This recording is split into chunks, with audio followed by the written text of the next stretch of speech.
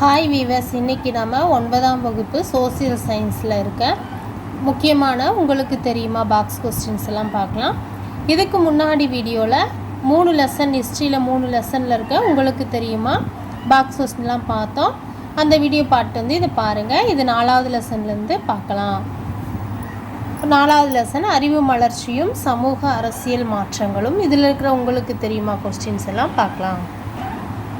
உங்களுக்கு தெரியுமா, கர்நாடகாவில் உள்ள சிரவணபெலகோலாவில் உள்ள பாகுபலியின் சிலைதான் இந்தியாவில் செதுக்கப்பட்ட மிக உயரமான சமண சிலை இதுவே ஆகும்.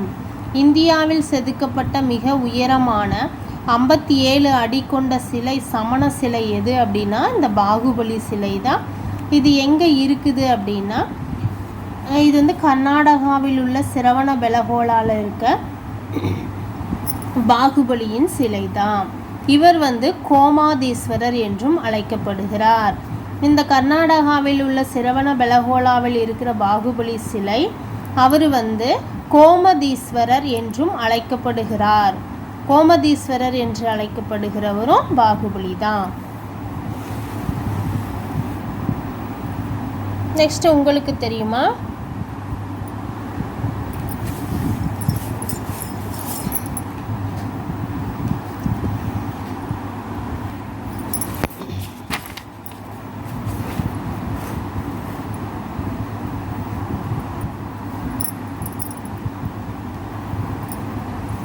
புத்தரின் நெருக்கமான சீடராக இருந்தவர் ஆனந்தன்.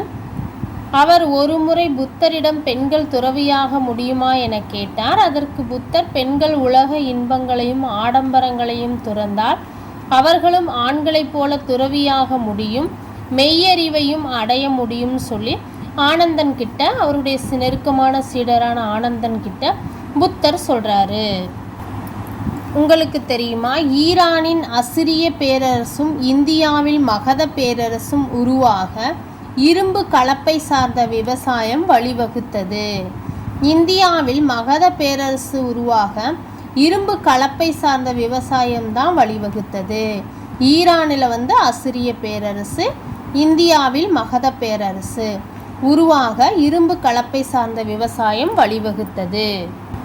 அடுத்தது உங்களுக்கு தெரியுமா, சந்திரகுப்தரின் அமைச்சரான சாணக்கியர் அர்த்தசாஸ்திரம் என்ற நூலை எழுதினார். இது மௌரிய ஆட்சி நிர்வாகம் பற்றி விரிவாக எடுத்துரைக்கிறது. சந்திரகுப்தரின் அமைச்சர் யாருன்னா சாணக்கியர். அவர் தான் அர்த்தசாஸ்திரம் என்ற நூலை எழுதியிருக்காரு. அர்த்தசாஸ்திரம் என்ற நூலை எழுதியவர் சாணக்கியர். இது மௌரிய ஆட்சி நிர்வாகம் பற்றி விரிவாக எடுத்துரைக்கிறது. இந்த அர்த்தசாஸ்திரம் வந்து மௌரிய ஆட்சி நிர்வாகத்தை பற்றி எடுத்துரைக்கிற நூலாக இருக்கிறது. 1846 எலியாஸ் ஹோவே என்ற அமெரிக்கர் துணி தைக்கும் தையல் இயந்திரத்தை கண்டுபிடித்தார். துணிகளை வெண்மையாக்குவது, சாயமிடுவது, அச்சிடுவது போன்ற புதிய முறைகளில் கண்டுபிடிப்புகளால் 19ஆம் நூற்றாண்டின் முதல் பாதியில் பல்வேறு நிறங்களில் துணிகளை தயாரிக்க முடிந்தது. இந்த அட்டவணையில் முக்கியமான அட்டவணை தான் இது நம்ம பார்த்துக்கலாம். இது நமக்கு ரொம்ப யூஸ்ஃபுல்லாக இருக்கும், இம்பார்ட்டன்ட் தான். இதில் என்ன கொடுத்துருக்காங்கன்னா, தொழில் புரட்சி காலகட்டத்தின் முக்கிய கண்டுபிடிப்புகள் எல்லாம் கொடுத்துருக்காங்க. அதனால் இது நம்ம ஆண்டோடு கொடுத்துருக்காங்க. இதை நம்ம பார்த்துக்கலாம். தொழில் புரட்சி காலகட்டத்தின் முக்கிய கண்டுபிடிப்புகள். இது கண்டுபிடிப்பு, இந்த பக்கம் கண்டுபிடித்தவர்கள் ஆண்டு கொடுத்துருக்காங்க. ஒவ்வொன்றா பார்க்கலாம். ஃபஸ்ட்டு ஊது உலை, இரும்பு மற்றும் எஃகில் ஊது உலை கண்டுபிடிப்பு. அது கண்டுபிடித்தவர் ஆப்ரஹாம் டார்பி தான். ஆண்டு 1709. அப்புறம் நீராவி இயந்திரம், அது வந்து தாமஸ் நியூகோமன். ஆண்டு வந்து 1712.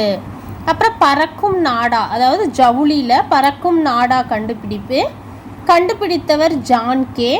ஆண்டு 1733. அதுக்கப்புறம் மேம்படுத்தப்பட்ட டார்பி முறை இரும்பு மற்றும் எஃகில் கண்டுபிடித்தவர் ஜான் ஸ்மீட்டன். ஆண்டு 1760. அப்புறம் இயந்திர நூற்பு கருவி, ஜவுளிகளில் இயந்திர நூற்பு கருவி கண்டுபிடித்தவர் ஜேம்ஸ் ஹார்க்ரீவ்ஸ். 1764 ஆண்டு. அப்புறம் நூற்பு நீர் சட்டகம் ஜவுளித்துறையில் நூற்பு நீர் சட்டகம் ஜவுளி, அதை கண்டுபிடித்தவர் ரிச்சர்ட் ஆர்க்ரைட் 1769. அப்புறம் நியூகோமானின் நீராவி இயந்திர மறுவடிவாக்கம் கண்டுபிடித்தவர் ஜேம்ஸ் வாட், ஆண்டு 1769. அதுக்கப்புறம் ஸ்பின்னிங் மியூல் ஜவுளியில் அது சாமுவேல் கிராம்ப்டன் தான் கண்டுபிடிச்சார், ஆண்டு 1779. அப்புறம் விசைத்தறி ஜவுளியில் விசைத்தறியை கண்டுபிடித்தவர் எட்மண்ட் கார்ட்ரைட் தான், அது ஆண்டு 1785. அப்புறம் பருத்தியிலிருந்து கொட்டை நீக்கம், அதாவது ஜின்னிங் முறைன்னு சொல்லுவாங்க, ஜவுளி, அது கண்டுபிடித்தவர் எலி விட்னி, ஆண்டு 1793. அப்புறமா காற்று பம்பு, சுரங்கங்களிலிருந்து எடுக்கிற காற்று பம்பு, அது கண்டுபிடித்தவர் ரிச்சர்ட் ரித்விக் தான், 1801. அப்புறம் விங் டெவில் முதல் நீராவி ரயில் என்ஜினை கண்டுபிடித்தவர் ஜான் பண்டில், ஆண்டு 1807.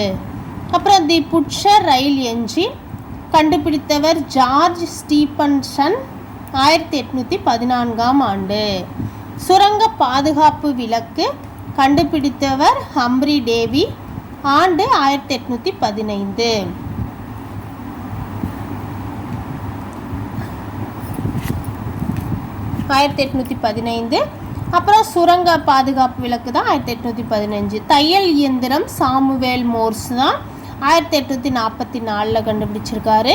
தந்தி மோர்ஸ் கோட் தகவல் தொடர்பில் அது எலியாஸ் ஹாவே தான் கண்டுபிடிச்சார் 1846.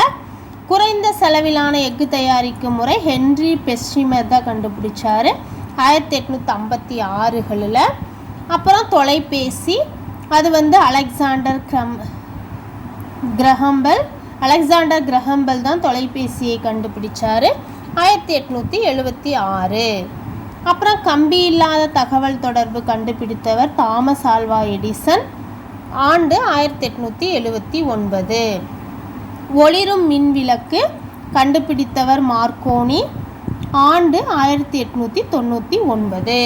வீவர்ஸ், இந்த கண்டுபிடிப்புகள்லாம் 1 or 2 டைம்ஸ் போட்டு கேளுங்க. இதெல்லாம் ரொம்ப ரொம்ப இம்பார்ட்டன்ட். இந்த ஆண்டுகள் எல்லாம் நோட் பண்ணி வச்சுக்கோங்க, உங்களுக்கு டைம் கிடைக்கும் போது ரிவிஷனுக்கு யூஸ் ஆகும்.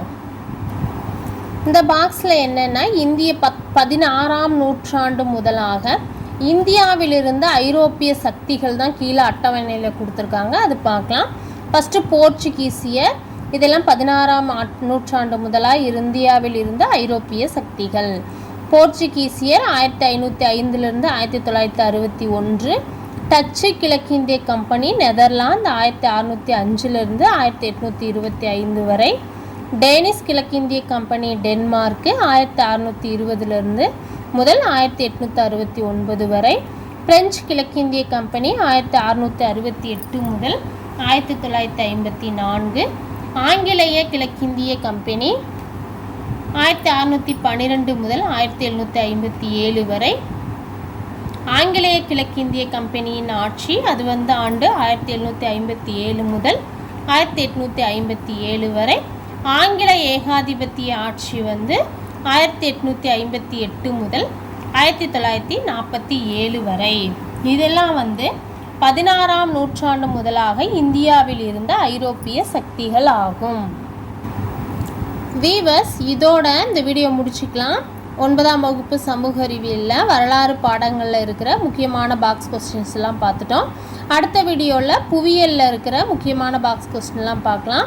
இந்த வீடியோ உங்களுக்கு பிடிச்சிருந்தா மறக்காமல் சப்ஸ்கிரைப் பண்ணுங்கள். உங்கள் விருப்பங்களை கமெண்ட் பாக்ஸில் தெரிவிங்க. நன்றி, வணக்கம்.